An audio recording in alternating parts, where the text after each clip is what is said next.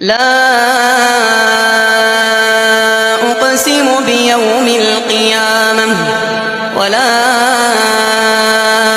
أقسم بالنفس اللوامة أيحسب الإنسان أن لن نجمع عظامه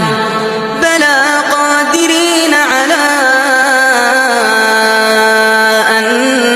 نسوي بنانه بل يريد الإنسان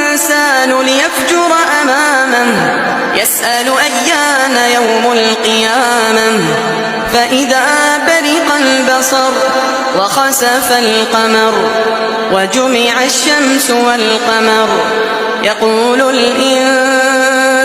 يومئذ أين المفر كلا لا وزر إلى ربك يومئذ المستقر